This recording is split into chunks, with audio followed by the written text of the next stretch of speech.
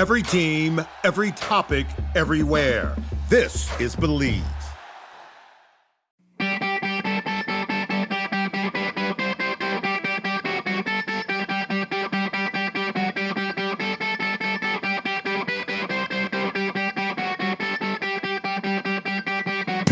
What's up? Not Graham. Sup, podcast. Welcome to another Short Shifts episode. Jeffrey J. Hulavecchio. Toph has no idea what I'm talking about. Toph, I know we talked about this a long time ago. I don't think we've ever short shifted this. If we have, let me know, and I will pick another topic. But I want to talk about blocking shots. Okay. Have we done a short shifts on blocking shots? I don't think I don't think we have. I don't think in my recollect. We've talked about it on a podcast. I don't know if you ever ways to do it, ways to practice it. Did you practice it? Because I know I practiced it in some hilarious ways that I definitely want to talk about. But blocking shots, you got advice for a young kid. You know, you're going out probably to the D-man, probably a winger, but you're going out to the point to block a shot. What are we doing? Yeah. So what are we not doing? This is an art. Like, this is a skill. So this is something that you can learn and be good at. I think at the end, first of all, before I get into that, when you were like a long time ago, all I can think about was long fellow deeds. Please let me change your socks. What a movie.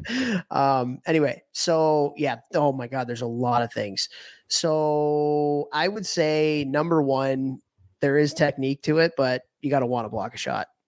You have to want to do it. And with that, I will ask the question, what's more painful, getting a shot that hits you when you have thousands of dollars of equipment on, or the puck goes in the net because you got out of the way and you got to go back to your bench and you got to face your teammates? What's the worst scenario? I'll ask you, Vechs. What's the worst scenario? Am I playing men's league or real hockey? No, you're playing in an actual. I'm playing men's league. I might take the skate to the bench. However, no, I wouldn't either. No, definitely not. No, obviously, I want to eat that thing all day. All day. Okay, I know you would. So I think that's the first thing is like you got to want to block the shot. You have to get in front of it, and I'll pose the question to kids out there, like, okay, your wrist hurts a little bit, or you get one in a bad area and, you know, it stings for a week or whatever. Like, I'd rather take that than I would having to go back to the bench and your teammates thinking you're soft or your teammates thinking you don't care about them. I'd say that's number one. It's a will thing. There is some skill to it. There is, which we'll talk about, but you got to want to get in front of it first and foremost.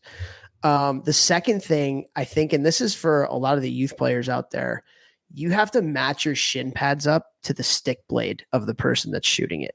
So many times when kids go to block shots, they think that they're in the lane when their shin pads or their body is lined up with the other person's body.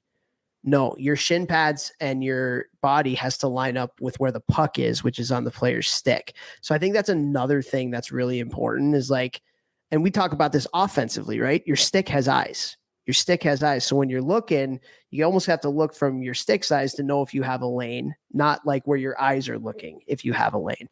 So it works both ways, offensively and defensively. A couple other things. So I've always, and again, it's tougher at pros, like when you're not wearing where you're wearing a half shield or you're not wearing anything over your eyes. But like I've in like college hockey and below, I think getting down on one knee to block a shot makes you as big as possible. So getting down on one knee I think it makes you big. I think that's the best way. I'm not a huge proponent of laying out like fully, because let's say the defenseman like fakes you. If you have laid out, you're done. If you're on one knee, you can get back up and you can shift and you can get back in the shot lane, because all the D, that's one of the biggest things development wise is like find the new shot lane, like fake, get a new shot lane, fake, get a new shot lane. That's what all the D are working on now. So I like, you know, not pro hockey because you're wearing a half shield, but in youth hockey and in college hockey, like get on one knee, make yourself big. Another thing that's really important, I think too, is your hands, particularly your hand that's not on your stick, right? And this is to prevent injury. Don't have your palm facing the puck. have both of your hands where like the other side of your hand is facing the puck, where all the padding is on your gloves. And you see in especially for like defensive shot blockers, guys who like play on the penalty kill in the NHL, look at their gloves. They get added padding to that part of their glove to make sure that like when they are blocking the shots, it doesn't do that. So like don't turn your hand where your palm is facing the puck, because then you can break your hand, almost like you're catching it. So those are a couple things. Your thoughts? You were the shot blocker extraordinaire, I'm sure. So what I do you shattered got? my pinky getting one like with my palm open. I never went palm open, but the one time that I remember ever doing it, I was junior in college. It's the only 2 games I missed my whole college career. All 3 years was like my pinky shattered, but it didn't displace because I had my palm open. So they would not let me play, because if I played, it could have displaced and I would have missed the rest of the year. It was like freaking spiderweb fracture. So definitely don't do that. The other thing you see a lot too is like people turning, like they're in the lane and then they turn their body like to the side, and it's like you're opening up like your hamstring and like the side of your pants, so there's not as much padding as like on the front and the side of your boot. Like if you get hit in the side of the foot, it's just like you got to stay in the lane.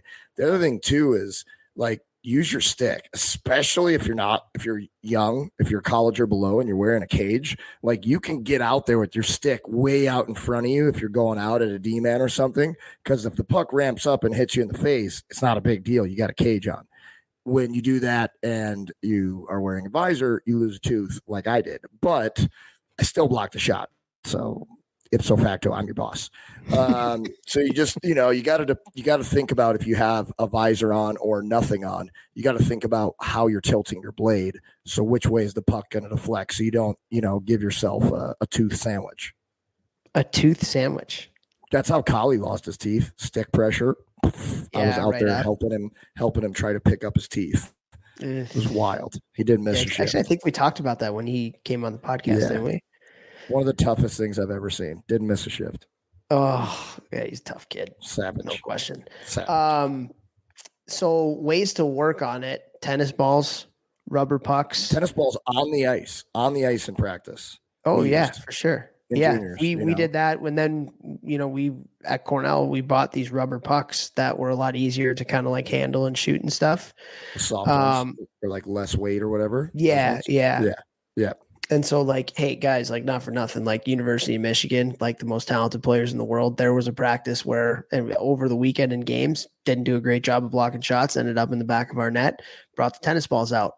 And it was partly like, not punishment, but it was mostly like, guys, we need to learn how to do this better. And I'll tell you what, like when you focus on block, I don't know if there's anything in hockey that tells a team is more close. Like, how I think, like I'm always thinking about like team culture and stuff like that.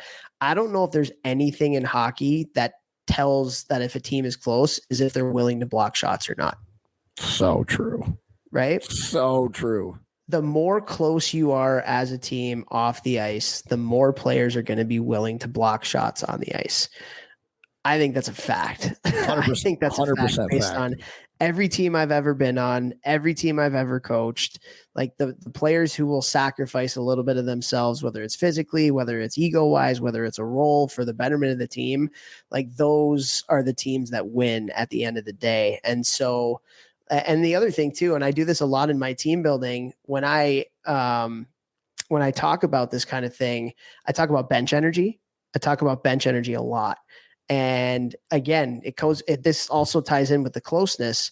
But if you are a team that when a person blocks a shot, you get up and the whole team is going nuts, that's a team that's going to win.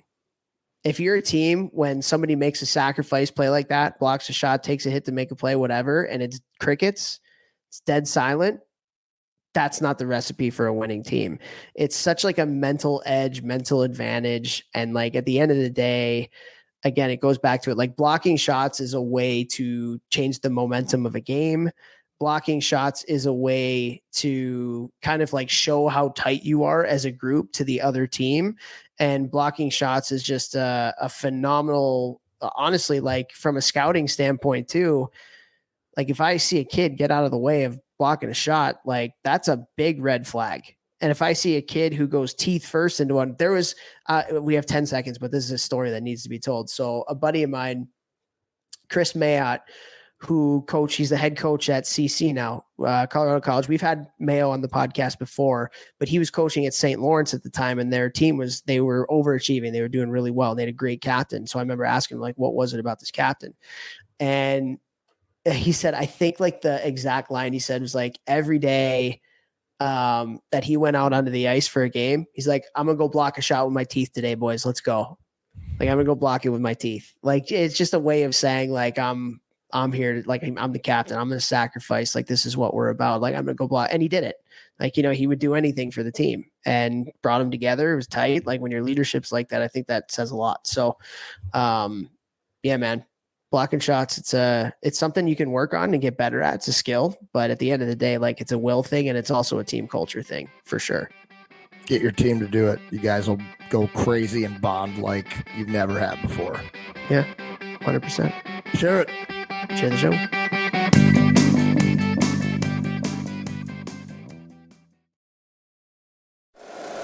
If you like the show, please take a moment to rate, review, and subscribe. It really does help the show to grow. Thank you for listening.